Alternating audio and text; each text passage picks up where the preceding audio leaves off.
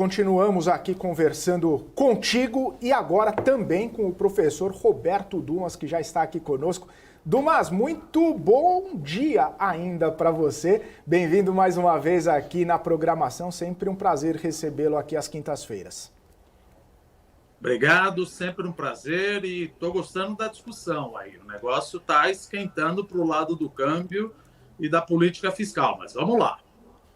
Ô Dumas, é justamente isso, né? Aproveitar que você pegou essa discussão aqui e a gente tem falado bastante a respeito desse impacto, né, que está tendo na questão do juro lá nos Estados Unidos, o dólar se valorizando, não só frente ao real, mas frente a uma cesta toda de moedas. Tem toda essa dinâmica que a gente está conversando sobre a curva de juros, sobre o fiscal lá nos Estados Unidos e os impactos que a gente tem aqui para o Brasil, inclusive em relação ao mercado, em relação à curva de juros, em relação ao próprio crescimento.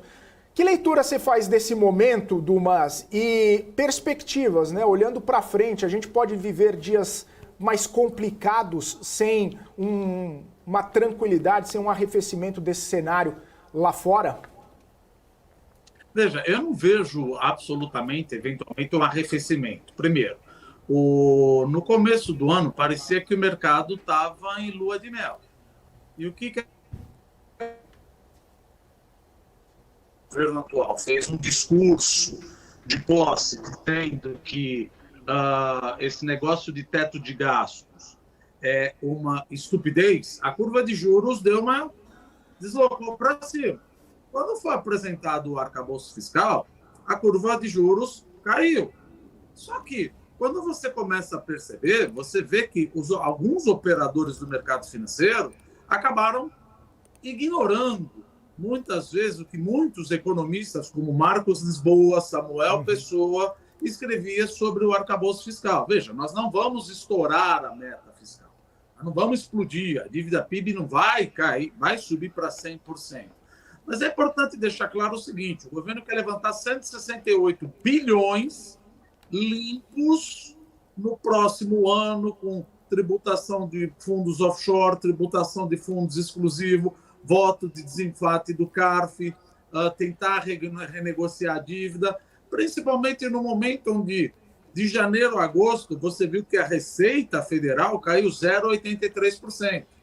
Então, saiu até um artigo no jornal, perdoe se eu estiver enganado, o professor Afonso Celso Pastore, falou, olha, gente, o que está acontecendo é que a taxa de juro real neutra ela vai acabar subindo, já está subindo. O que a gente estimava que era a taxa real de juro neutra? Era mais ou menos 4%. Então, muito provavelmente, ela vai começar a beliscar os 6%. A taxa de juro real neutra é uma taxa de juro que você não vê, você estima. De novo, a taxa de juro real neutra é aquela que não estimula e nem contrai a economia. Ela está subindo. Então, parece que, finalmente, os operadores, os analistas, começaram a ler os relatórios e falaram, olha, não é que é verdade que nós não vamos de jeito nenhum, quase, quer dizer, de jeito nenhum não se pode falar em economia, né? Mas a probabilidade é quase ínfima de que nós vamos atingir um superávit, ou seja, um equilíbrio primário nas contas públicas no ano que vem. Vamos estourar? Não, nós vamos estourar. Provavelmente teremos um déficit primário de 0,7 a 0,9 e mais déficits lá na frente. Isso, quando você percebe, a curva de juros do Brasil, apesar dela ter caído, ela voltou a subir. Ela voltou a subir, aos poucos. O pessoal começou a pensar. Por outro lado, você vê, como você bem colocou, Felipe, da parte dos Estados Unidos. O comentário do FONC, do Jeremy Powell, era que, olha, vamos parar um pouquinho, 5,25 e 5,5, mas ainda estamos de olho na inflação, que está mais ou menos 3,7, o desemprego 3,8. Há de se levar em consideração que esqueçam que o Brasil não vai chegar numa taxa de desemprego próxima de 4, que é o meu Nairu, que é o meu desemprego natural. Por quê? Porque eu não tenho mão de obra capacitada. Já estamos próximos do Nairu, estimado entre 6,5% e 7,5% de desemprego. Por quê? O Brasil não tem educação. Então, aqueles que eu preciso para trabalhar vão cobrar um salário mais alto, vai começar a apertar a inflação.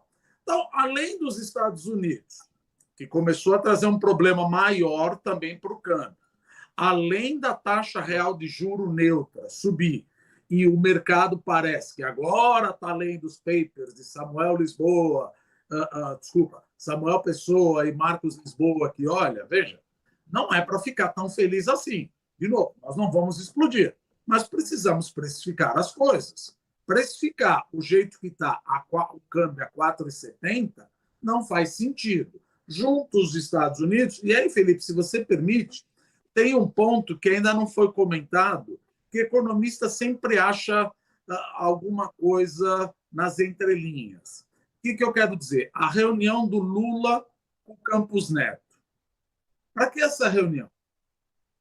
Justamente agora, você vai fazer uma reunião, para mim, isso é minha observação. Campos Neto deve ter chegado para o presidente e falado: olha, presidente, o cenário internacional ele está mais complicado. A ponta longa da curva de juros dos Estados Unidos subiu. O câmbio bateu 5,15. Então, não fique bravo, ou cuidado com a liturgia do cargo, porque muito provavelmente aquilo que nós falávamos que ia cair 0,5% e mais 0,5%, talvez eu tenha que diminuir apenas 25 basis points na próxima reunião do cupom. Então, eu peço que o senhor tome cuidado com o que vai falar, ou que talvez caia 50 basis points, mas que pode ter uma decisão dividida aí. Porque o mercado é aquela coisa, você não pode chegar e falar: olha, as próximas 2 reuniões, dado o cenário hoje, tendemos a reduzir 50 basis points. Só que o cenário dos Estados Unidos mudou e a percepção de risco fiscal mudou. Então, o câmbio foi reprecificado, como vocês colocaram aí. Câmbio reprecificado aumenta o preço de commodities em reais e o preço de bens importados. Então, além disso, a inflação de serviços, apesar dela estar caindo um pouquinho, ou melhor, continua aumentando, mas o aumento é menor, ela continua pegando, rodando saúde, despesas pessoais, rodando a 9,8%, 8,5%, etc. E agora, aumento, por exemplo, do preço do combustível e aumento também da depreciação cambial, acaba aumentando a pressão inflacionária. Então, eu acho que essa reunião do Campos Neto com Lula, apesar de muita gente achar, que eu também acho, que foi uma reunião apenas para falar: olha, vamos fazer as pazes, eu não sou aquele cidadão que você tanto fala, mas eu acho que no frigir dos ovos deve ter ocorrido algum aviso do tipo: não é bem assim.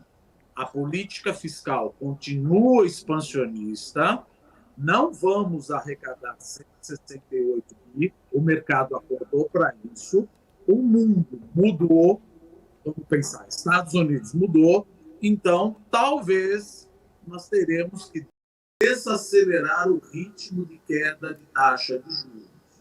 Então, isso daí, tenho certeza? Lógico que eu não tenho certeza, porque eu não estava lá.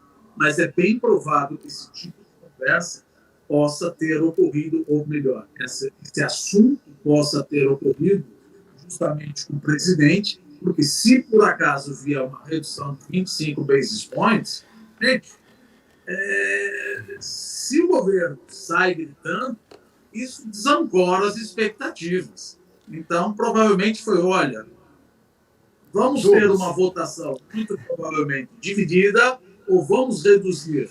Lógico que ele não vai falar quanto vai reduzir. Posso reduzir, ou vamos maneirar agora no softening da política monetária, mas cuidado com o palavreado. Se você gritar demais, isso vai assustar mais ainda o mercado, Felipe.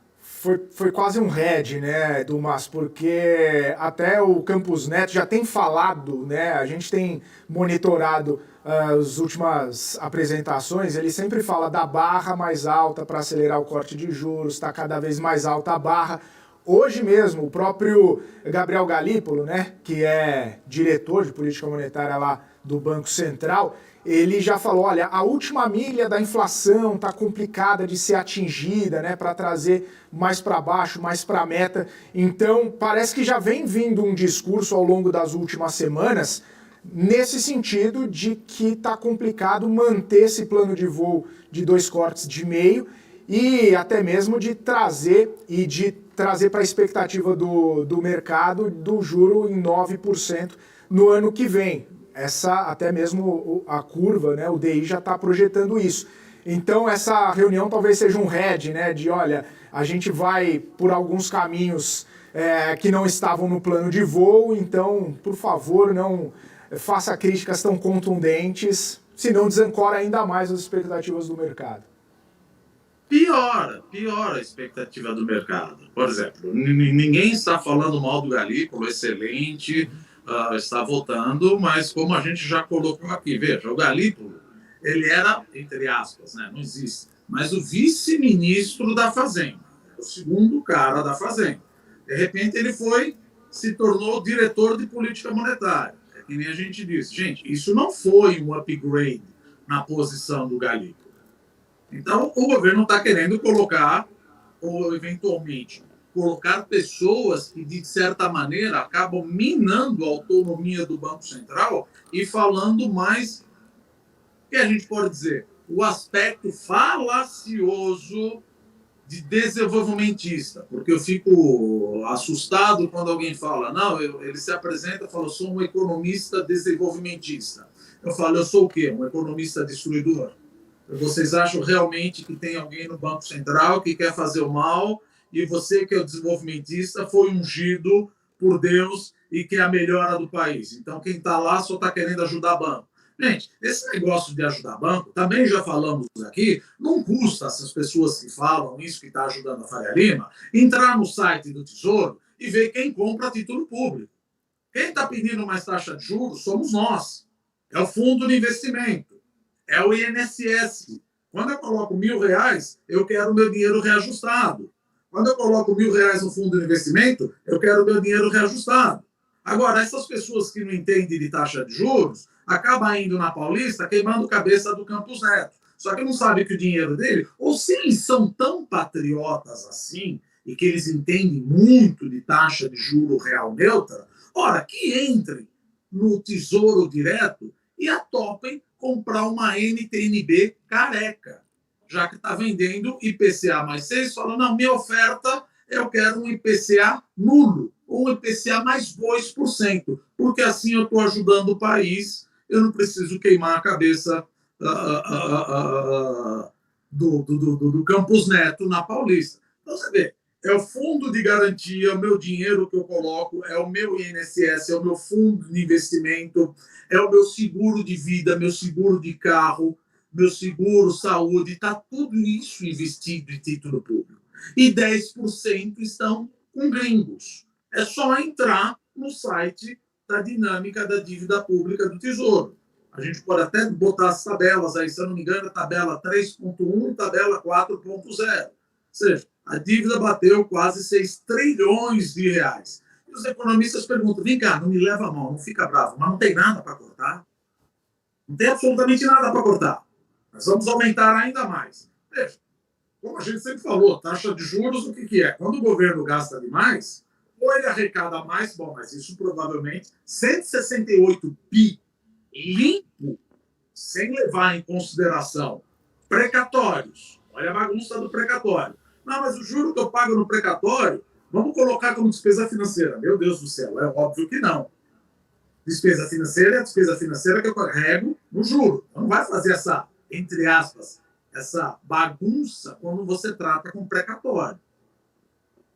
Vendo que 168 bi limpo, sem considerar saúde, educação, precatório, investimento, todas aquelas isenções, o mercado fala, não vamos explodir. Mas nós estávamos tocados etilicamente, com câmbio a 4,70. Mas tem o lado positivo?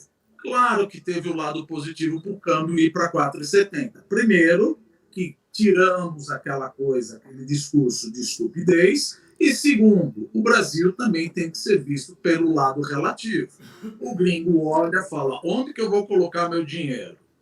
Estados Unidos agora virou um ótimo call, vai pagar 5,75, curva de juros longa, cipando. Mas eu não vou colocar na Rússia, eu não vou colocar na Ucrânia, eu não vou colocar na Bielorrússia, eu não vou colocar na Turquia, eu não vou colocar na Venezuela, eu não vou colocar na Argentina.